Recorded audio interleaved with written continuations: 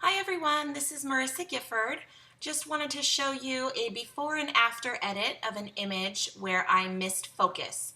So if you guys follow my work at all, you know that I enjoy doing self-portraits, and I was doing a self-portrait session this day with my Lensbaby Edge 80, and you can see I missed focus on this. The focus didn't fall really anywhere on my face, but on the side of my hair, down my shoulder, and down my arm here.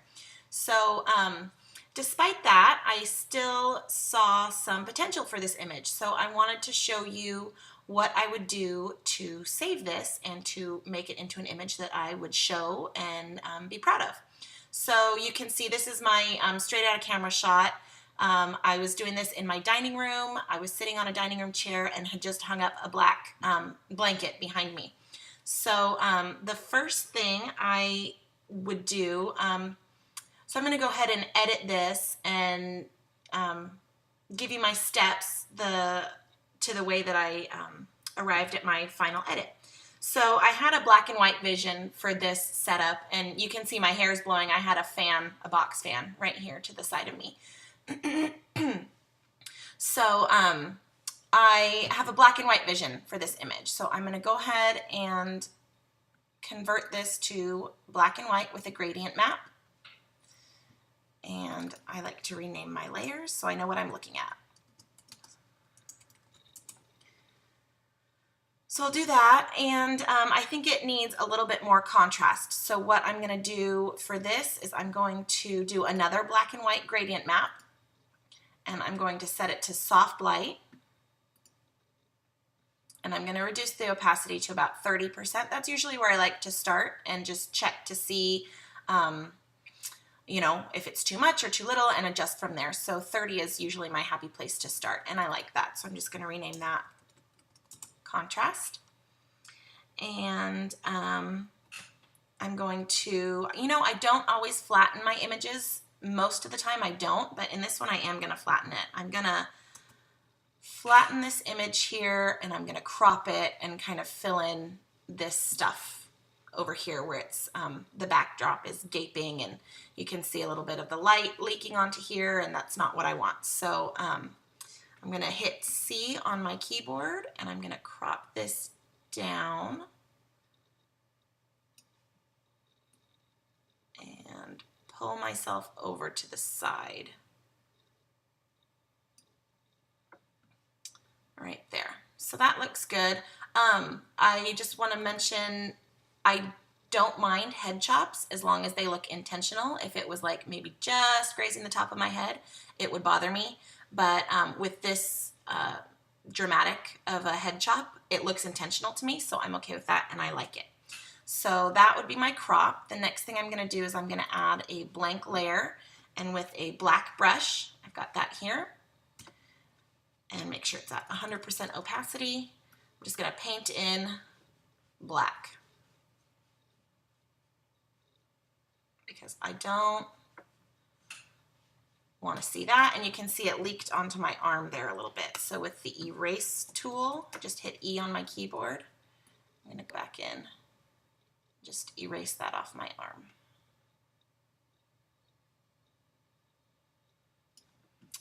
All right, so that looks good to me there. But this this black and white conversion is still a little bit boring to me. So what I'm going to do now is I'm going to add a little bit of tone to my black and white. I don't always tone my black and whites, but sometimes I like to, and I especially love to play with the tones in the shadows. So I'm going to do another gradient map here, and I'm going to click on the gradient map, and I'm going to choose like a brownish, warm brown gold color. It's kind of hard to describe. So I've chosen a color that I like, so I'm just gonna type in my code here. So you can see a nice rich brown in the shadows. And for the highlights, I've chosen, usually I stick with a creamy color, excuse me,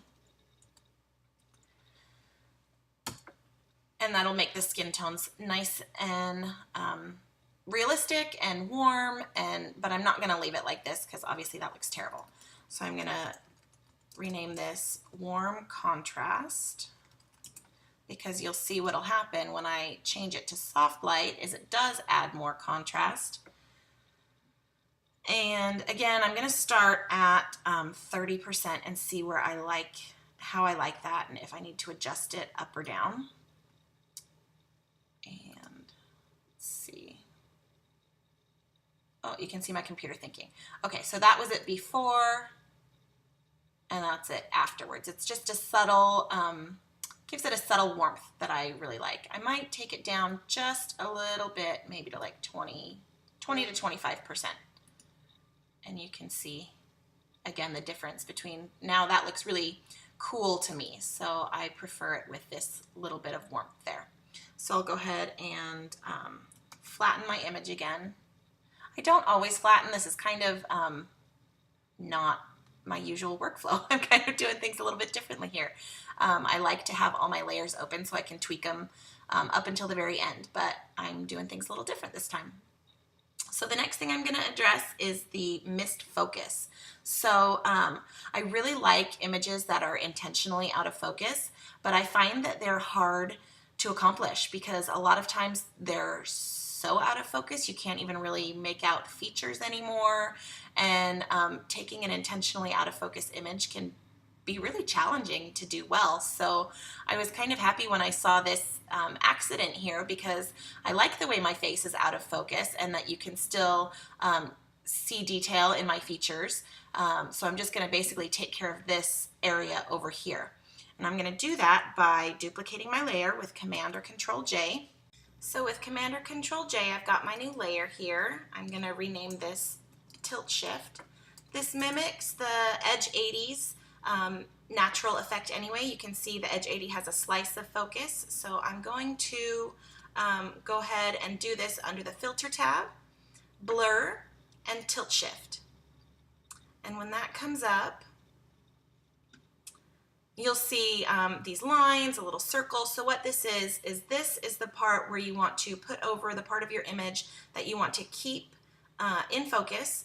And these are kind of the feathered areas, and this is the more intense blur. So you can control this by moving it around. I'm going to move this up over my face up here, and I'm going to turn it because I want it to kind of not be in this direction. So, whoops, there we go.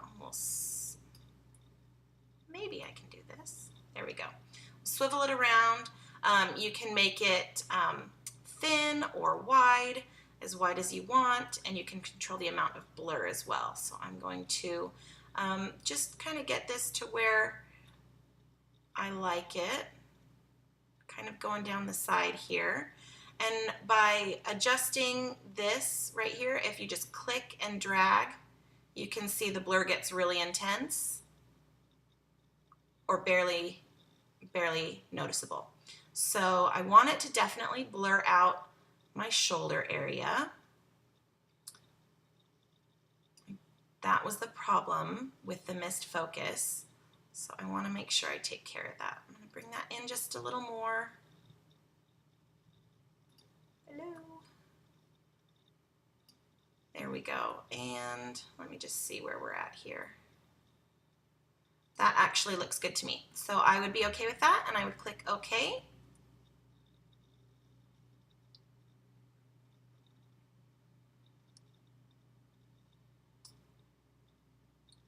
Wait for my computer to render it, and you can see the difference when I toggle this on and off.